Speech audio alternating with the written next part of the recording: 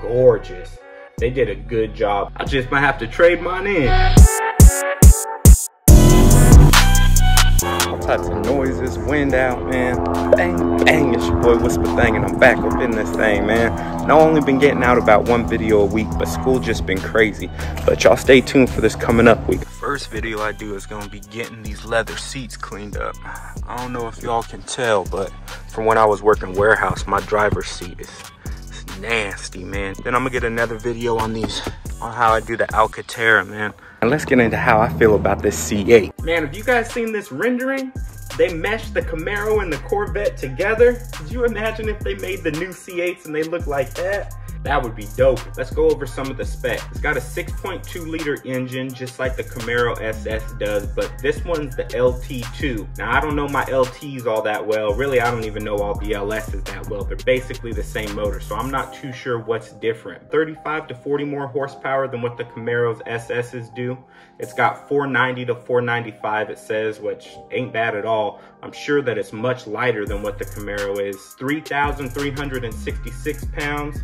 The Camaro, my year Camaro, which is a 2017, actually kind of heavy, with the SSs being 3,685, really 3,700 if you've got the automatic like me. That's quite a bit heavier than the C8 Corvette for sure. Man, that dual speed clutch though, and they put an 8-speed in here. I'm shocked they didn't put the 10-speed in the C8. I'm not sure what's up with that. I'm sure one of y'all know out there. That thing has got to be nuts. I saw in some of the videos them shifting through the gears with that dual clutch 8-speed, man, and it's just boom, boom, boom, flying through those gears. I love the way they did the front of them, but I just feel like they finished the rear ends kind of bad. The way that rear... Wait a minute! It's like, it's sort of boxy. I mean, it's not terrible, but I don't know if you guys saw TJ Hunt's video of him getting the MagnaFlow exhaust.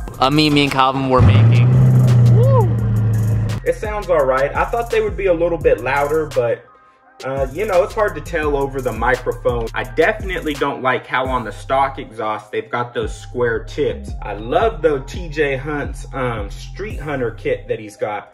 I think Chevy did a great job with the interior. They killed it on this car. Doesn't look like there's much of a passenger seat though, but love the dash that they have on here and their whole infotainment system. The way that they went ahead and did the shifting into gears and stuff, that's much more like the exotic cars are. On the interior, everything is just like leather wrapped. The backs of the seats, I can't tell if they're carbon fiber or not, but they might be. Looks like in the front, you got plenty of space. The way they did the lines on the headlights, I think that's dope. I saw in one of the videos, underneath the car, they've got these giant scoops for scooping air into the brakes. If you've got the Z51s, gorgeous.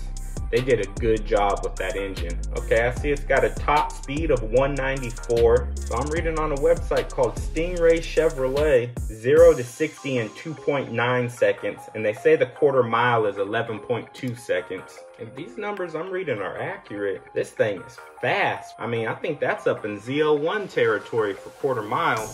Damn.